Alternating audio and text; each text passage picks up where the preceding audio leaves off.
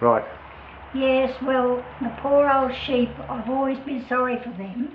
They have to have their wool taken off, sometimes in the summertime when they leave the wool on them, and sometimes in the winter time they take the wool off them, these contract shearing companies.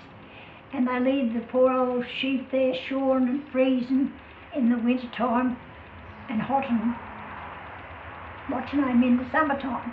Of course, we all know that sheep walks into the wind, and if the wind's coming from the south, all the sheep will walk into the south. That is to blow the dust out of their face and the wool away from their eyes, so they can see better. But the poor old sheep had suffered a lot. It would get shorn, and it would get mulesed by the people. This new idea they got now, because they don't want to go out in the paddock and put a bit of tar on them. They mule them so they won't be fly blown, and it's a cruel, cruel thing to do that to us poor old dumb animal. I'm all in sympathy for dumb animals because they can't answer back. They've got no chance. But they do that to them, and then the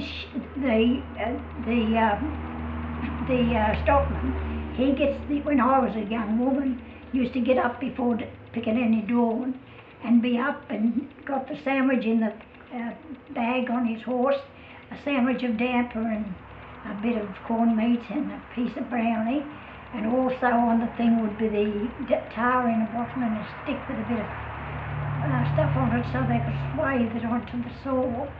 And they'd carry a pair of pliers and an axe of some sort, and they'd take off for the day on the rounds of the property.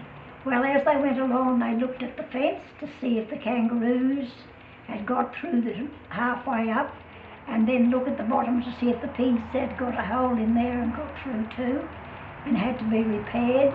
That was one of their jobs, but they also had an eye for stock, and they might spy a sheep laying down over on the flat, and when they got there, it'd be eaten with maggots and flies, and where the urine passed from the bladder, it used to stain all the wool and this would go all rotten. So they'd get this pair of shears down and they'd clip all that wool off, and they'd swab it with that tar they had in the bottle. And after a bit, the sheep would get up and gingerly walk away to live another day. So that was that part. But then, further on, they probably would come to an old horse. A horse that the station said, well, we'll turn her out. She's done this work for us, and we'll turn her out in the paddock and she'll die there. Well, little do they know that when she got down, that the crows were there picking her eyes out, and the poor old thing died in miserable death. And that's what this young stockman would spy, and he would put a bullet in her brain to end her misery. Then sometime it would be a bull that had been fighting with the other bulls and been too far gone to get up, and then the stockman would have to put a bullet in it too, because there's no good leaving animals there, because the crows will soon deal to them if you're down. They don't wait for you to kick your last kick. But anyway, the next thing would be the lambs, the little baby lambs that are born. The crow would land on their back and pick their kidneys out if they had a chance, and pick their eyes out. So you see, I'm not painting a very good picture of the crow, but the crow is a nasty gentleman. He'll survive, and he'll live on the best. And another thing, these men would have to go to the water holes and have a look and see if the water was good, and see if there's any cattle bogged in it, or in the dam, or in the bore drain. And that was a big job, especially in drought time, when they'd have to hook on and drag them out. Of course, you always picked up the tail and jerked it up onto its hind legs, the cattle, if they were down, because that's how they get up.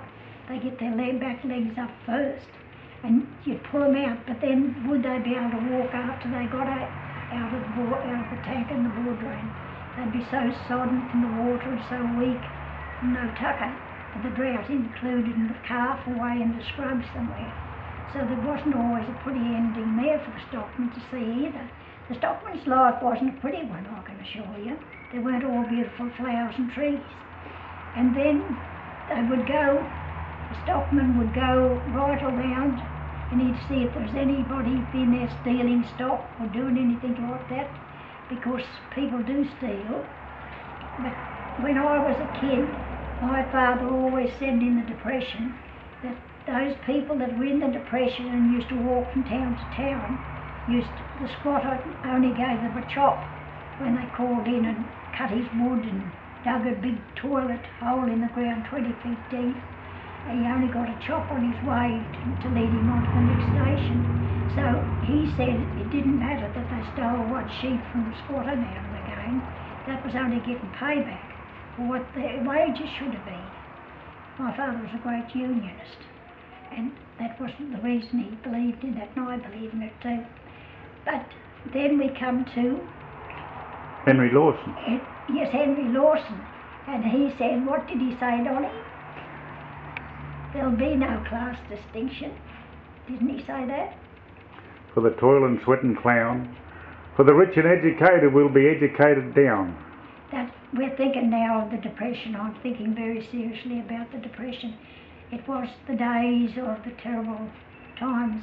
The squatter got the best end of the stick because they had workers working for nothing. And I don't believe in that. I believe everybody's entitled to pay for their day's work. And that's my belief. I think I'll stop now. Bye. Bye. Nell Brumble Johnson. Thank you.